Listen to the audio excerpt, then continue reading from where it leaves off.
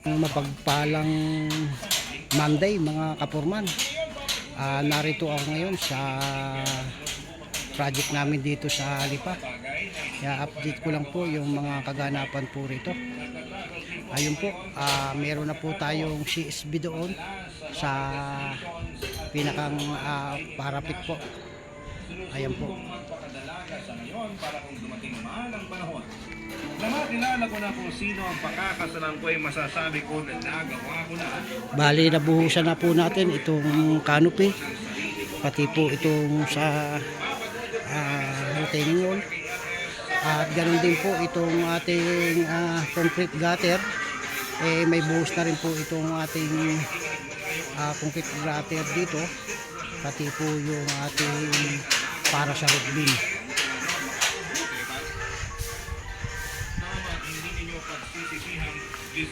Sa ngayon po, nag-i-start na po tayo mag-plastering. Ayan po, plastering na po tayo. Kaway-kaway mga kapurman. Ayan po tayo. Tapos nagpiprepare na rin po tayo para sa flooring.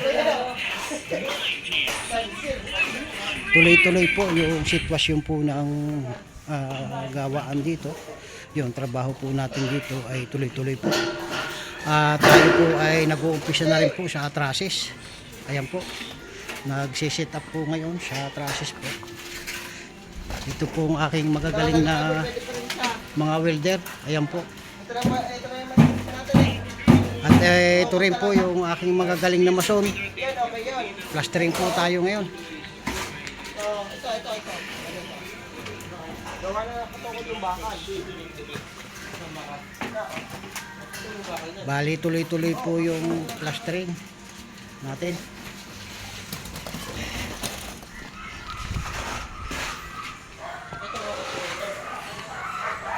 Ayan po. Ito po yung ating nakaprepare na halo sa plastering.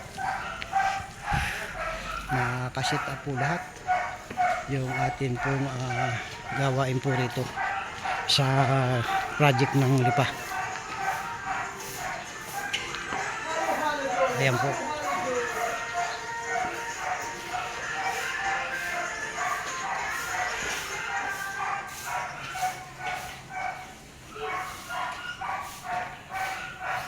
Medyo maganda po ang panahon ngayon at uminit po. Kaya maayos yung takbo ng ating trabaho po sa araw na ito. At sumipat po ang araw. Ayan po. Maraming salamat po mga kapurman. Paki-like lang po, paki-share lang po, at paki-follow po itong video po ito. Salamat po.